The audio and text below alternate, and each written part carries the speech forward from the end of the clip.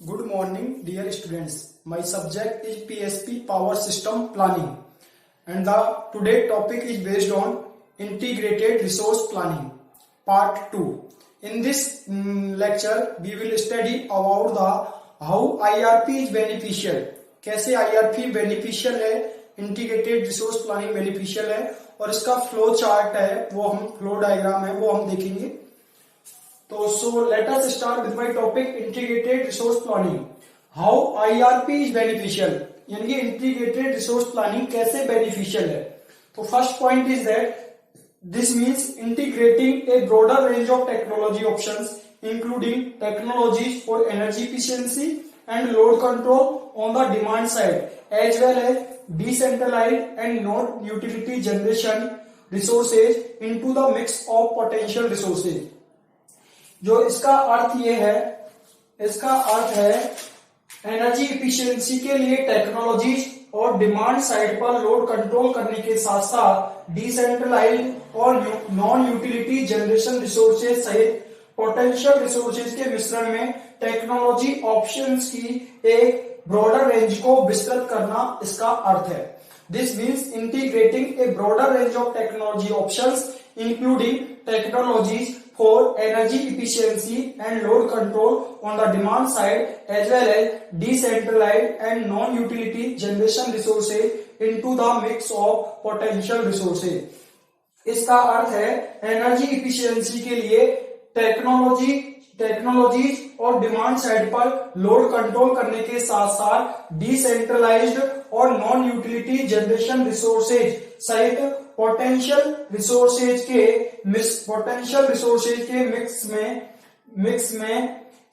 मिश्रण में technology options की एक ब्रॉडर रेंज को विस्तृत करना है.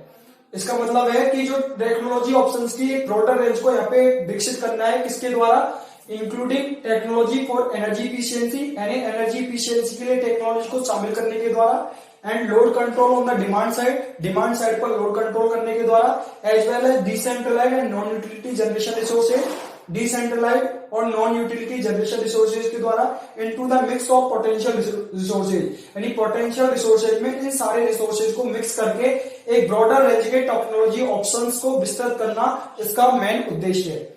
सेकेंड है additionally it means integrating a broader range of cost components including environmental and social cost into the evaluation and selection of potential technical resources. इसके अतिरिक्त इसमें इसका अर्थ है इंटीग्रेटिंग ए ब्रॉडर रेंज, इसमें एक ब्रॉडर रेंज को integrate करना इसमें शामिल है ऑफ कोस्ट कंपोनेंट्स, यानी कोस्ट कंपोनेंट्स की ब्रॉडर रेंज को इसमें इंटीग्रेट करते हैं, इंक्लूडिंग जिसमें शामिल है एनवायरमेंटल एंड सोशल कोस्ट, जिसमें एनवायरमेंटल और सोशल कोस्ट शामिल है, इनटू द इवैल्यूएशन इसको मूल्यांकन में लेते हैं, and selection of potential technical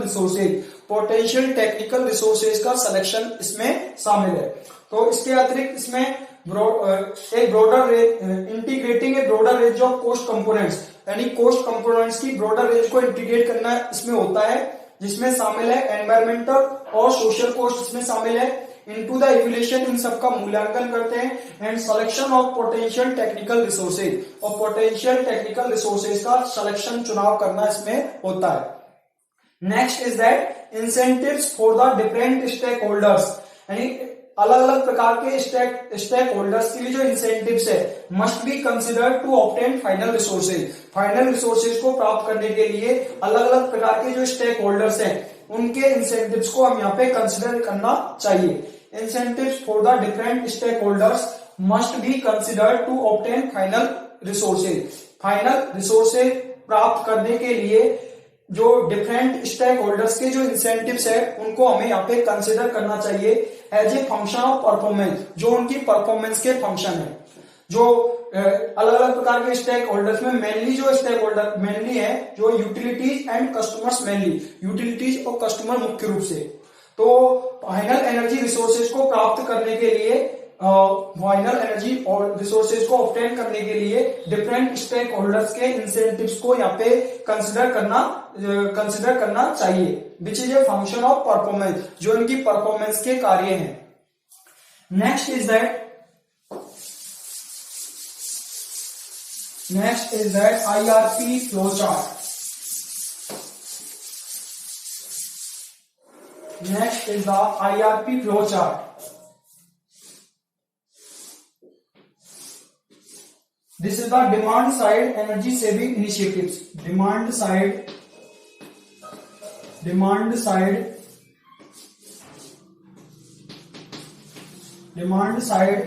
energy saving initiatives. Energy saving initiatives. Energy saving initiatives.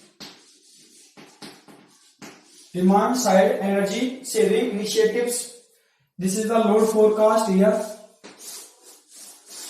Load forecast.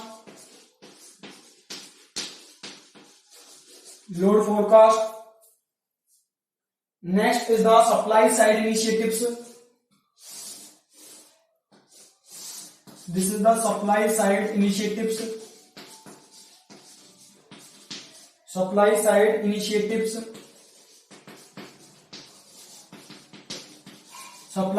initiatives. Expansion plan options. Here is the expansion plan options.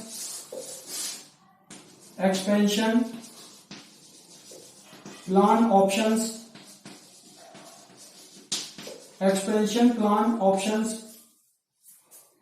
Next is the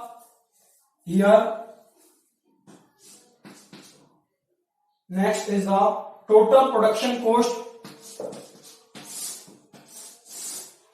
Total production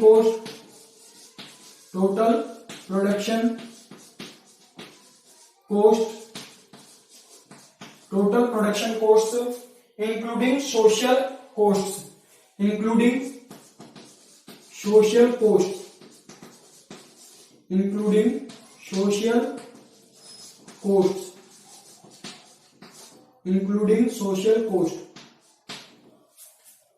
Next is that risks including environment. Here is that risks including environment. Risks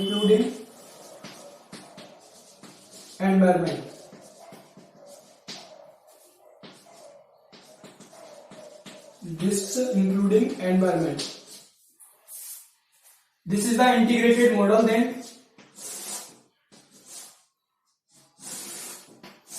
Then is the integrated model.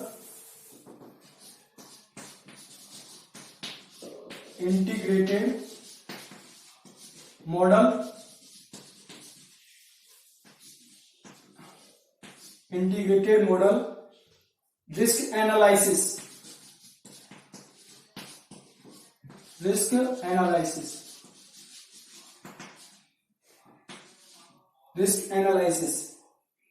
And then revenues.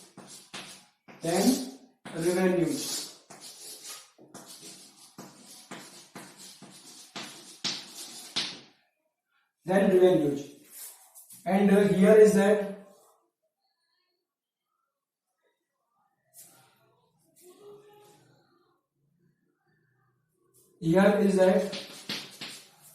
then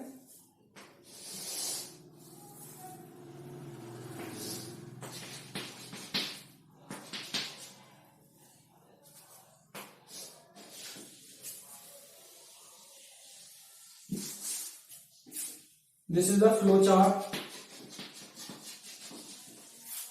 Flow chart of IRP. Figure है ये flow chart of IRP.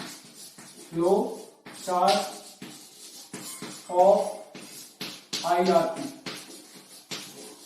ये IRP का flow chart दिखाया गया है, जिसमें सबसे पहले लोड फोरकास्ट हुआ.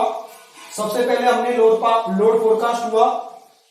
रिसोर्सेज कम है तो कॉस्ट भी कम करनी है. यदि हमारे पास सबसे पहले लोड फोरकास्ट हुआ, रिसोर्सेज कम है और हमें कॉस्ट भी कम, यदि आपको कॉस्ट भी कम करनी है तो आईआरपी डिमांड साइड के एनर्जी सेविंग इनिशिएटिव्स को लोगों को मोटिवेट करता है कि एनर्जी की सेविंग करें. यदि लोड कम है, लोड फोरकास्ट हुआ और यदि आपके पास रिसोर्सेज कम है और आपको कॉस्ट भी कम करनी है तो यह demand side energy saving initiatives के द्वारा लोगों को मोटिवेट करता है कि एनर्जी की क्या करें, सेविंग करें, एनर्जी की सेविंग करें। सप्लाई साइड से ये इनिशिएटिव लेता है, सप्लाई साइड से ये इनिशिएटिव लेता है कि ये जो कॉस्ट को क्या करे, कम से कम करे। सप्लाई साइड से ये इनिशिएटिव लेता है कि एनर्जी की कॉस्ट से, एनर्जी की जो कॉस्ट है उसको कम करे। इसके बाद में लोड फोरकास्ट हुआ, इसके बाद में एक्सपेंशन प्लान ऑप्शंस, यानी इसमें जो प्लान, जो हमारा जनरेटिंग प्लान है उसको एक्सपेंशन करने का, विस्तृत करने का, विस्तार करने का ऑप्शन है। इसके बाद में इसके टोटल प्रोडक्शन कॉस्ट निकालते हैं हम, टोटल प्रोडक्शन जो कॉस्ट है टोटल। इसके बाद में जो एक्सपेंशन प्लान के बाद में हम टोटल प्रोडक्शन कॉस्ट निकालते हैं, जिसमें सोशल कॉस्ट हमारी शामिल होती है और उसमें जो कुछ रिस्क एनवायरमेंटल फैक्टर्स को हम डाल देते हैं, यानी इसमें सोशल कॉस्ट और एनवायरमेंटल फैक्टर्स को यहाँ पे कंसिडर कर लेते हैं। यानी रिस्क का मतलब यहाँ पे एनवायरमेंटल फैक्टर को कंसिडर किया है, risk including environmental factor. Expansion plan कर लेने के बाद में हमारा अगला आता है टोटल प्रोडक्शन कॉस्ट निकालते हैं हम, ठीक है। तो टोटल प्रोडक्शन कॉस्ट में हम सोशल कॉस्ट को ऐड कर लेते हैं, इसके अलावा एनवायरमेंटल फैक्टर जो रिस्क में आते हैं उन दोनों को इसमें फैक्टर, दोनों को देख लेते हैं। टोटल प्रोडक्शन कॉस्ट में एनवायरमेंटल फैक्टर और सोशल कॉस्ट दोनों फैक्टर को कंसिडर कर लेते हैं। इन दोनों फैक्टर को कंसिडर करने के बाद में मॉडल को इंटीग्रेटेड मॉडल बनाते हैं, मॉडल को इंटीग्रेट करते हैं, मॉडल बनाते हैं। देन द इंटीग्रेटेड मॉडल हम क्रिएट करते हैं। इसके बाद में हम देखते हैं कि हमारी जो, इसके बाद में हम देखते हैं, फिर हम कैलकुलेशन करते हैं कि पूरा कॉस्ट अगर हमारा सही नहीं आ रहा, इसके बाद में हम ये देखते हैं कि यहाँ पे यदि पूरा कॉस्ट सही नहीं आ रहा तो हम क्या करते हैं, जो डिमांड साइड पे यदि हमारा कॉस्ट सही नहीं आ रहा तो रिवेन्यू सही आ रहा है तो हम रिवेन्यू ले लेते हैं, और यदि सही नहीं आ रहा, यदि हमारा यहाँ पे टोटल कॉस्ट सही को पूरा कॉस्ट है वो सही नहीं आ रहा तो हम क्या करते हैं, डिमांड साइड पे एनर्जी सेविंग लोगों को मोटिवेट करते हैं कि वो ज्यादा से ज्यादा एनर्जी का सेविंग करें, और यदि हमारा कॉस्ट सही आ रहा है, टोटल कॉस्ट सही आ रहा है तो हम क्या ले लेते हैं, रिवेन्यू ले लेंगे, ठीक है। तो ये था लोड फोरकास्ट। सबसे पहले लोड फोरकास्ट हुआ, यदि आपके पास रिसोर्सेज कम है, यदि आपके पास रिसोर्सेज कम है और कॉस्ट भी कम करनी है तो यह demand side energy saving initiatives के द्वारा लोगों को मोटिवेट करती है कि वो एनर्जी की सेविंग करें, ठीक है। और सप्लाई साइड में ये इनिशिएटिव लेती है कि सप्लाई साइड में ये इनिशिएटिव लेती है कि वो कॉस्ट को कम से कम करे, कॉस्ट को कम करे, ठीक है। इसके बाद में लोड फोरकास्ट करते हैं। इसके बाद में एक्सपेंशन प्लान ऑप्शन, यानी जनरेटिंग जो एक्सपेंशन प्लान है वो ऑप्शन में आता है, जो हमारा प्लान है उसको एक्सपेंड करना ऑप्शन में आता है, तो एक्सपेंशन प्लान ऑप्शन से। इसके बाद में टोटल प्रोडक्शन कॉस्ट निकालते हैं, जिसमें हम सोशल कॉस्ट को और एनवायरमेंटल फैक्टर मींस रिस्क को हम क्या करते हैं, कंसिडर कर लेते हैं। टोटल प्रोडक्शन कॉस्ट में हम एनवायरमेंटल कॉस्ट और सोशल कॉस्ट दोनों फैक्टर्स को हम कंसिडर कर लेते हैं। इसके बाद में मॉडल बनाते हैं, इंटीग्रेटेड मॉडल को इंटीग्रेटेड मॉडल क्रिएट करते हैं। यहाँ पे हम देखते हैं कि यदि कॉस्ट सही आ रहा है, हमारा कॉस्ट यदि सही आ रहा है तो हम रिवेन्यू ले लेंगे, यदि हमारा कॉस्ट सही नहीं आ रहा तो हम क्या करते हैं, डिमांड साइड पे जाके लोगों को एनर्जी सेविंग के लिए मोटिवेट करते हैं कि आप एनर्जी की सेविंग करो, क्योंकि हमारे पास इतने रिसोर्सेज नहीं है कि आपको इतना सप्लाई दे पाए। तो हम क्या करते हैं, यदि हमारा कॉस्ट सही नहीं आ रहा तो डिमांड साइड पे जाके लोगों को एनर्जी सेविंग के लिए मोटिवेट करते हैं कि हमारे पास इतने रिसोर्सेज नहीं है कि हम आपको सप्लाई कर सकें, इसलिए आप क्या करो, एनर्जी सेविंग करो। और यदि हमारा कॉस्ट सही आ रहा है तो हम रिवेन्यू ले लेते हैं। This is the flow chart of IRP। Next is that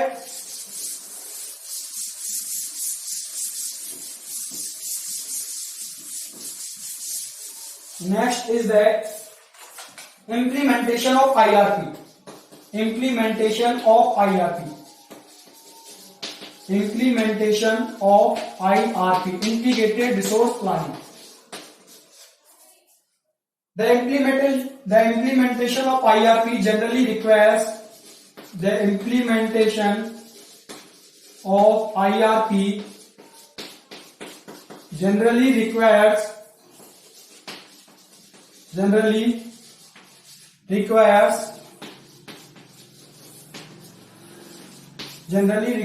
first point is the collect of reliable data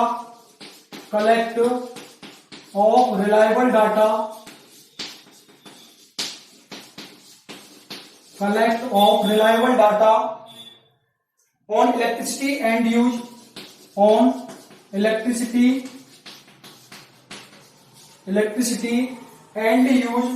demand patterns, demand patterns, electricity end use demand patterns and technical alternatives for improving and technical alternatives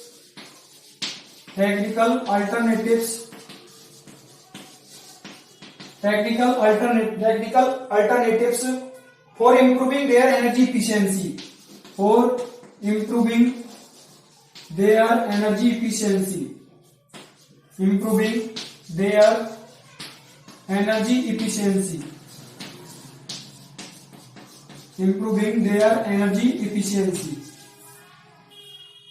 and or load profiles.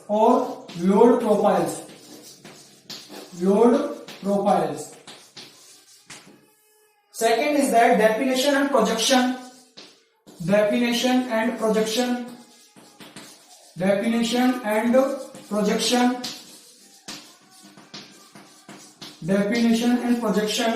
of future energy service demand scenarios, future energy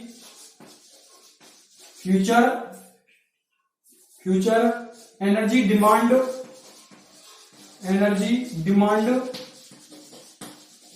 scenarios.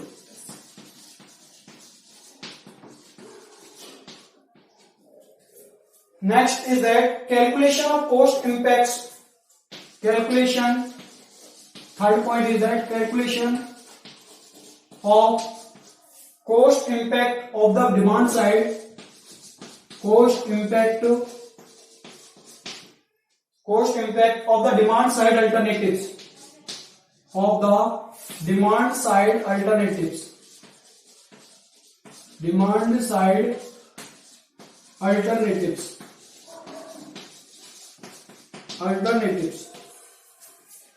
This is the implementation of IRP. The implementation of IRP generally requires, जो IRP के implementation के लिए generally requirement ये होती है. First is the collect of reliable data on electricity and use demand pattern. यानी electricity and use demand pattern के ऊपर आधारित जो reliable data को हम collect करते हैं, भरोसेमंद data को हम collect करते हैं. And technical alternatives for improving their energy efficiency or load profile. यानी उनकी energy efficiency को improve करने के लिए technical alternatives लेते हैं और load profile को improve करने के लिए. Second is the definition and projection of future energy demand scenarios. यानी कि भविष्य के एनर्जी सर्विस डिमांड सेक्टर्स की परिभाषा और प्रोजेक्शन इसमें शामिल है. Definition and projection of future energy demand sectors, यानी फ्यूचर एनर्जी डिमांड सेक्टर्स की यहाँ पे परिभाषा और प्रोजेक्शन इसमें शामिल है. नेक्स्ट है third point, calculation of cost impact of the demand side alternative. यानी डिमांड साइड अल्टरनेटिव का जो कॉस्ट का इंपैक्ट है उसका कैलकुलेशन करते हैं. कैलकुलेशन ऑफ कॉस्ट इंपैक्ट का कैलकुलेशन करते हैं of the demand side alternative. Demand side alternative की कॉस्ट का जो इंपैक्ट है उसका कैलकुलेशन करते हैं. Next fourth point is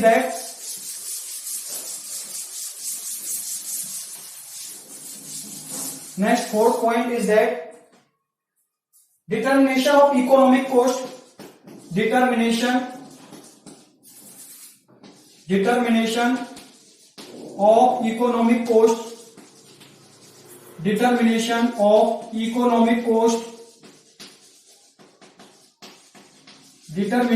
of economic costs and environmental impacts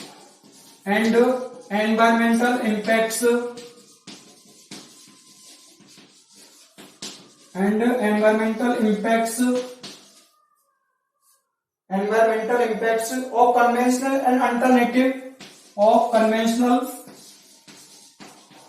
conventional and alternative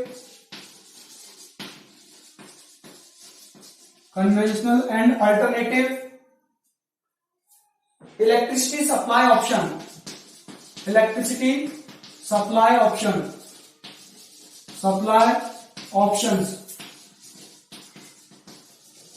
Electricity supply options to be compared with DSM.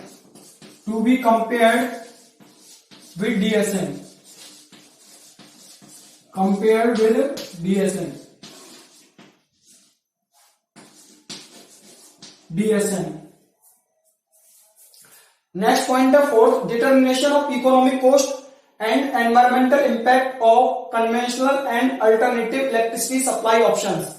यहाँ पे जो कन्वेंशनल और अल्टरनेटिव इलेक्ट्रिसिटी सप्लाई ऑप्शंस के लिए जो एनवायरमेंटल इंपैक्ट है और इकोनॉमिक कॉस्ट को डिटरमाइन करते हैं to be compared with DSM, और इसको कंपेयर कराते हैं, इस कॉस्ट को कंपेयर कराते हैं DSM के साथ, डिमांड साइड मैनेजमेंट के साथ इसको कंपेयर कराते हैं। Determination of economic cost and environmental impact of conventional and alternative electricity supply options.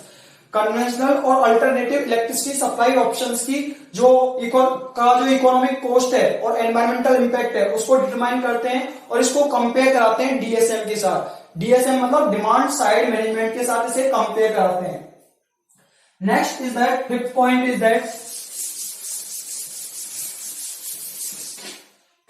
Is that design of an integrated supply, design of an integrated supply, design of an integrated supply and demand plan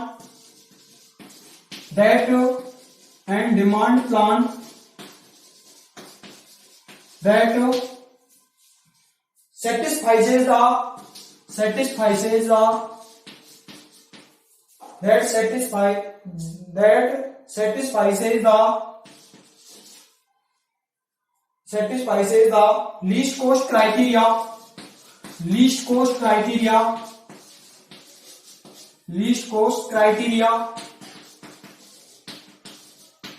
least cost criteria in terms of economic cost, in terms of economic costs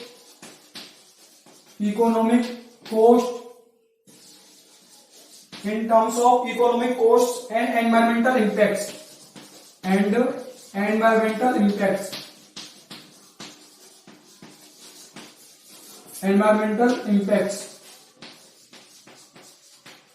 And next is the implementation of least cost strategy. Implementation of least cost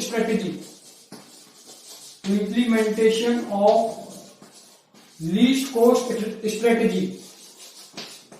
Least cost strategy.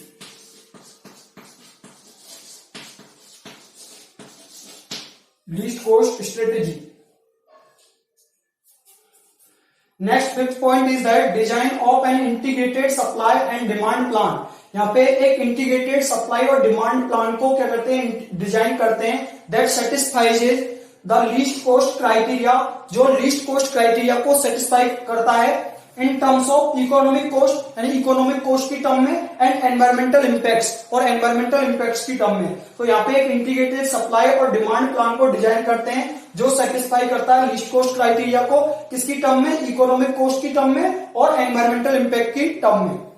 Next six is the implementation of least cost strategy. Least cost strategy को implement करते हैं, यानी कि सबसे कम कीमत की जो strategy है, रणनीति है, उसको इंप्लीमेंट करते हैं। Implementation of least cost strategy, least cost की स्ट्रेटेजी को इंप्लीमेंट करते हैं, इंप्लीमेंटेशन करते हैं, लीस्ट कॉस्ट की जो स्ट्रेटेजी है उसको इंप्लीमेंटेशन करते हैं। Thank you dear students, thank you dear students, thank you.